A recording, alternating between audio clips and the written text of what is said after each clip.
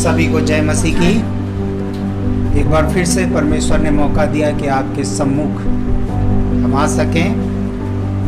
मैं पास्टर पीताम्बर मसीह आपका एक बार फिर से स्वागत करता हूं temple of Jesus AG church में। परमेश्वर के वचन से हम बहुत कुछ सीखते हैं और कई बार हम ऐसी स्थिति में होते हैं जब अपने जीवन में हम निराश हो जाते हैं, कई बार हम हताश हो जाते हैं, कई बार हम उम्मीद छोड़ देते हैं और कई बार हम हार जाते हैं। और ये स्वाभाविक है क्योंकि हम मनुष्य हैं। कई बार हम निराश हो जाते हैं कई बातों को लेकर। एक विश्वासी होने के नाते भी कई बार हम लोग अपने जीवन में ऐसे दौर से गुजरते हैं जब हम आशा छोड़ देते हैं, उम्मीद छोड़ देते हैं और चुपचाप बैठ जाते हैं। लेकिन आज की शाम मैं परमेश्वर के वचन से आपको उत्साहित करना चाहता हूँ। बाइबल के समय भी हम देखते हैं एक व्यक्ति के बारे में जो शायद निराश हो चुका था, जो शायद हताश हो चुका था, जो अपनी उम्मीदें खो चुका था, आशाहीन हो चुका था। वो चर्च में तो था लेकिन शायद वो केवल इस वजह से चर्च में था कि ठीक है, मैं एक विश्वासी हूँ, मुझे चर्च जाना है, मुझे आराधना करनी है, मुझे प्रार्थना करनी है। लेकिन शायद वो आशाहीन था, शायद विश्वास में गिर चुका था। लेकिन एक बार ऐसी घटना उसके जीवन में होती है जब उसके जीवन में एक चमत्कार होता है। ये बात आपको मिलेगी लूका रचित सुसमाचार अध्याय 6 और उसके 6 पद से। अगर हम पढ़ेंगे तो यहाँ पर एक व्यक्ति के बारे में लिखा हुआ है। अगर इसकी हेडिंग पढ़ेंगे, लिखा है सूखे हाथ वाले मनुष्य को चंगा करना। सूखे हाथ वाले मनुष्य को चंगा करना। और यहाँ पर इस प्रकार से लिखा हुआ है, ऐसा हुआ कि किसी और सप्त के दिन वह आराधनालय में जाकर उपदेश करने लगा और वहां एक मनुष्य था जिसका दाहिना हाथ सूखा था। शास्त्री और फरीसी उस पर दोष लगाने का अवसर पाने की ताक में थे कि देखें वे सप्त के दिन चंगा करता है कि नहीं। परंतु वह उनके विचार जानता था, इसलिए उसने सूखे हाथ वाले मनुष्य से कहा, उठ, बीच में खड़ा हो। वह उठ खड़ा हुआ। यीशु ने उससे कहा, मैं तुझसे ये पूछता हूँ कि सब के दिन क्या उचित है, भला करना या बुरा करना, प्राण को बचाना या नाश करना। तब उसने चारों ओर उन सबों को देखकर उस मनुष्य से कहा, अपना हाथ बढ़ा। उसने ऐसा ही किया और उसका हाथ फिर चंगा हो गया। परंतु वे आपे से बाहर होकर आपस में विवाद करने लगे कि हम यीशु के साथ क्या करें। मेरे प्रियो, जब इस संदर्भ में हम पढ़ते हैं, यहाँ पर कुछ विवाद होने वाली बातों को हम देखते हैं। यहाँ पर शास्त्री और फरीसी कुछ विवाद करना चाहते हैं, लेकिन आज हम उस पर बात नहीं करेंगे। आज हम बात करेंगे सूखे हाथ वाले मनुष्य के विषय में। ये एक ऐसा व्यक्ति है मेरे प्रियो, ये चर्च के बाहर नहीं, ये चर्च के अंदर है। एक समय होगा जब ये चर्च में गया होगा एक बड़ी आशा और उम्मीद के साथ, क्योंकि इसके जीवन में कुछ सूखापन था, इसके परिवार में कुछ सूखापन था, इसके बच्चों में कुछ सूखापन था, इसके बिजनेस में कोई सूखापन था।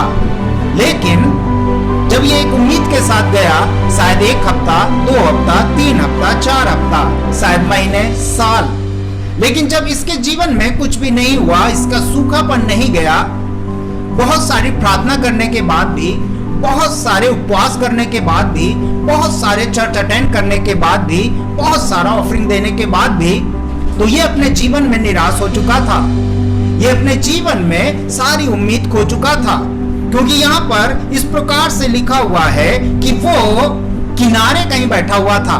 कई बार मैं और आप भी अपने जीवन में इतना निराश हो जाते हैं कि हम अपने उत्साह को खो देते हैं। कई बार हम अपने अंदर के जोश को खो देते हैं। जब हम शुरुआत में जब हम विश्वासी बनते हैं, एक जोश होता है, हर एक चीजों में हम आगे बढ़ते हैं। लेकिन जब हमारे लाइफ में जब हम कई बातों को पूरा होता हुआ नहीं देखते हैं, निराश होके एक किनारे बैठ जाते हैं। ठीक उसी तरह ये व्यक्ति भी अब हम देखते हैं कि ये किनारे बैठा हुआ है, शायद चर्च के सीट में सबसे पीछे या सबसे किनारे, आशाहीन, उम्मीद खो चुका है। लेकिन एक दिन इसके जीवन में कुछ चमत्कार होता है। वो चमत्कार कुछ इस प्रकार था, ये हर एक दिन की तरह या हर एक सप्ताह की तरह कलीसिया में गया हुआ है। इसने बहुत सारे पास्टरों को अब तक सुन लिया होगा, बहुत सारी चंगाई की बातों को सुन लिया होगा, बहुत सारे मिरेकल्स देख लिए होंगे लोगों के द्वारा, लेकिन इसके जीवन में कोई मिरेकल्स नहीं हुआ। बहुत सारे उपदेश सुनने के बाद भी, बहुत सारे पासवानों को सुनने के बाद भी, बहुत सारी मीटिंग अटेंड करने के बाद भी अब ये निराश हो चुका है। लेकिन एक दिन इसके जीवन में कुछ चमत्कार होता है। चमत्कार कुछ इस प्रकार था कि आज इसके चर्च में कोई स्पेशल, कोई बहुत ही खास प्रचारक आया हुआ है। आज इसकी कलीसिया में एक ऐसा व्यक्ति प्रचार करने के लिए आया हुआ है जिसके बोलने में अधिकार है।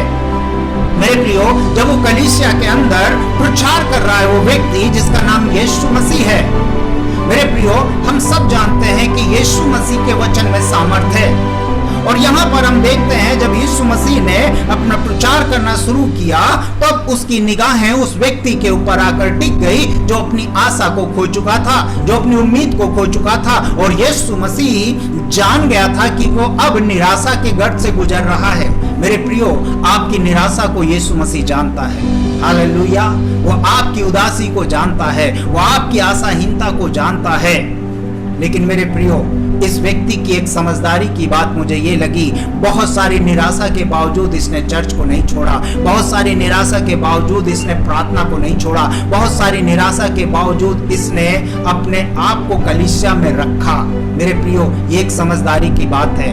आप हो सकता है बहुत निराश हो, आप, मुझे नहीं मालूम आप में से कौन इस वीडियो को देख रहा है और जिसने अपना चर्च छोड़ दिया है, जिसने कलीसिया को छोड़ दिया है, जिसने संगति करना छोड़ दी है। लेकिन मेरे प्रियो, आज की इस वीडियो के द्वारा मैं आपको उत्साहित करना चाहता हूँ, भूल कर ये गलती ना करें, जरूर से कलीसिया में जाएं। क्या पता कब यीशु का वचन आपको छुए और आपके जीवन के उस सूखेपन को दूर कर दे। इस व्यक्ति की समझदारी थी, ये भले ही पीछे जाके बैठा था, किनारे जाके बैठा था, लेकिन यीशु मसीह इस व्यक्ति को जानता था।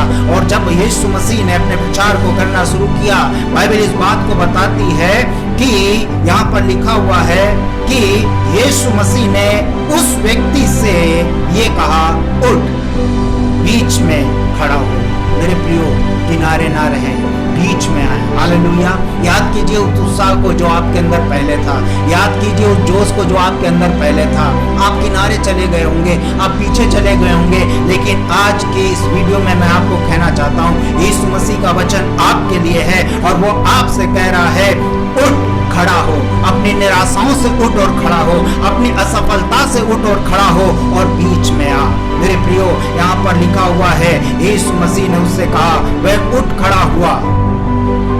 जब यीशु मसीह ने उससे कहा खड़ा हो, लिखा हुआ है वो उठ खड़ा हुआ। उसने किसी प्रकार के कोई बहाने को नहीं बनाया, उसने केवल यीशु मसीह की बात को सुना। मेरे प्रियो, जब यीशु मसीह हमसे कहता है, हम बिना किसी सवाल जवाब के जो वो कहता है वो करें। और लिखा हुआ है वो उठ खड़ा हुआ। और पद 9 में हम पढ़ते हैं कि यीशु मसीह उससे कुछ बात करता है। और फिर लिखा हुआ है 10 पद में, तब उसने चारों ओर उन सबों को देखकर उस मनुष्य से कहा, हालेलुया, उस मनुष्य से कहा, क्या कहा? हम जानते हैं कि उसका एक हाथ सूखा हुआ है, उसके हाथ में कोई ब्लड सर्कुलेशन नहीं है, सूख चुका है, बरसों से शायद वो हाथ हिला नहीं है। मेरे प्रियो, लेकिन यीशु मसीह ने उससे क्या कहा? अपना हाथ बढ़ा, अपना हाथ बढ़ा।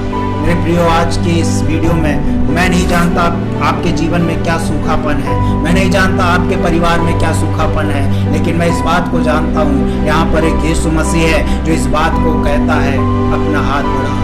आज के इस वीडियो में मैं कहना चाहता हूँ, अपने सूखेपन को यीशु मसीह के पास लेके आए, अपनी असफलता को यीशु मसीह के पास लेके आए, अपनी नाकामी को यीशु मसीह के पास लेके आए। हो सकता है आप थक के बैठ गए होंगे, लेकिन मैं कहना चाहता हूँ, उठें और बीच में आए। उत्साहित हो जाएं। हालेलुया।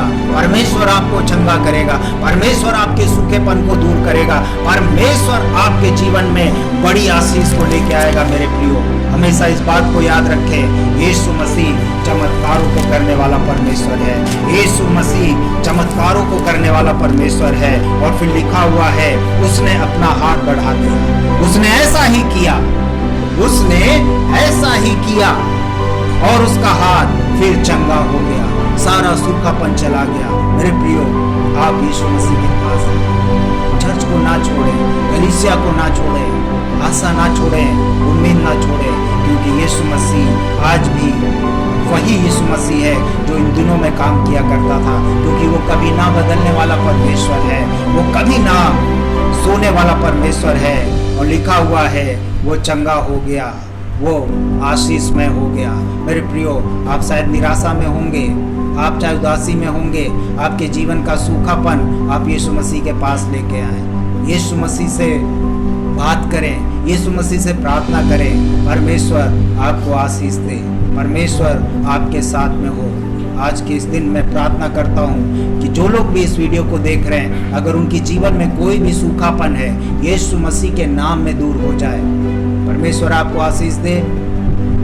जरूर से हमारे चैनल को सब्सक्राइब करें, लाइक करें, कमेंट्स करें और अपने मित्रों को भी बताएं। एक छोटा सा प्रयास है वचन को फैलाने का, क्योंकि यीशु मसीह ने कहा कि मेरा वचन पृथ्वी के छोर तक जाए। सो ये एक अच्छा माध्यम है, हम इसका उपयोग करें। जरूर से हमारे चैनल को सब्सक्राइब करें, कमेंट्स जरूर करें कि आप आशीषित हुए हैं या आपको ये कैसा लग रहा है, ताकि हमारा उत्साह बढ़े, ताकि और भी हम वीडियो बना सकें और आप तक आ सकें। परमेश्वर आप सभी को बहुत आशीष दे। जय मसीह की।